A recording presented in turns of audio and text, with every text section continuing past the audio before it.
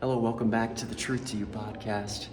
I'm here in the Mamertine Prison. Kind of hard to believe that this is where I am, but it's an exciting place to see with my eyes, and yet it's a sobering thing to behold. For a little context here, this is really, when we talk about Paul, we're talking about the end of his life. This is where his earthly journey ended, and the Lord took him on to glory, where he's been ever since. He comes back to Rome. He was under house arrest for 2 years. He was let go. And then, get my lighting right here. Then they brought him back, and eventually to be beheaded outside the city.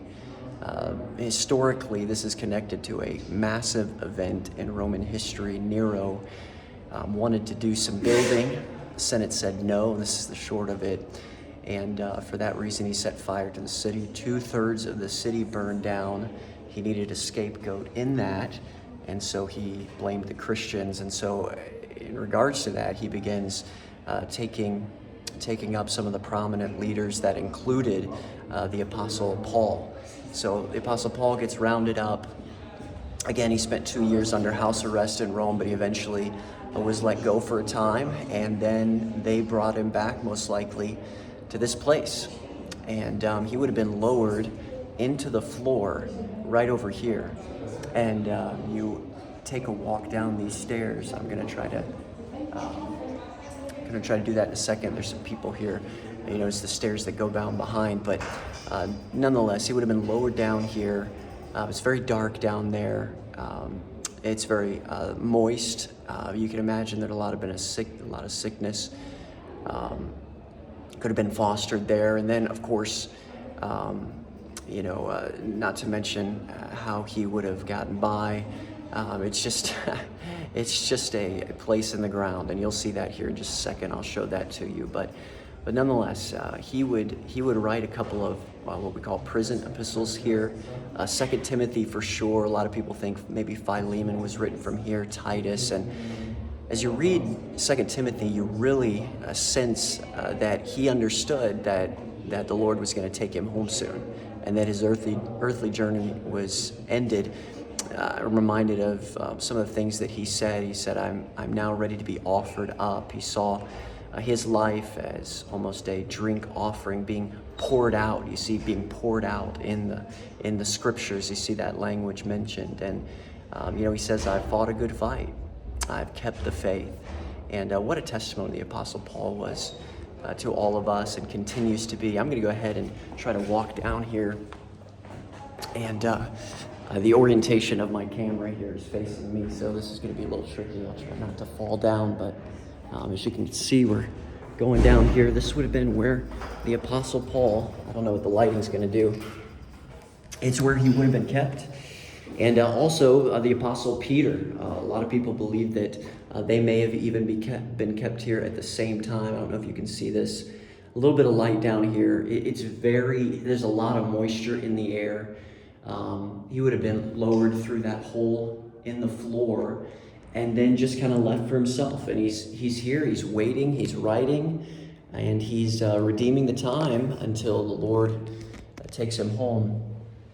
And so, as tradition states, he would leave the Mamertine Prison. He would be taken outside the city, and he would have been beheaded. Peter, shortly thereafter, would have followed the same fate. As tradition has it, he was marched over to what now is the Vatican City, or the St. Peter's Basilica. I was there earlier today, and there's a massive.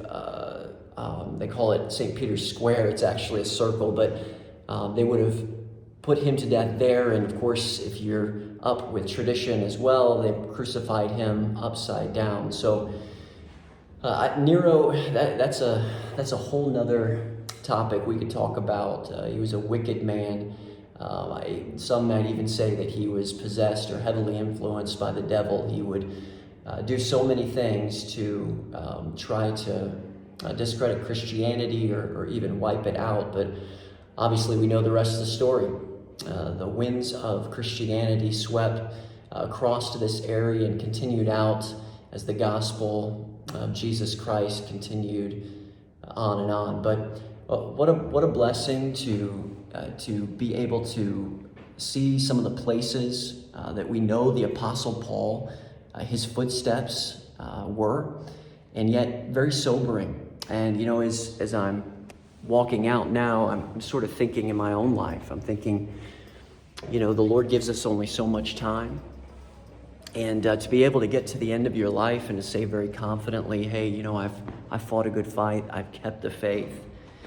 And even in the spirit of being in prison, knowing that he would die, the courage that he was able to exhibit, and the faithfulness to the Lord, it challenges my life. And so as I sign off here, let's be faithful. The Lord is worthy. And I can't wait. One day we're all going to be able to sit down with Paul and find out a little bit more in-depthly about what his time was here and what it was like spreading the gospel and those first-generation Christians, so to speak. Take care.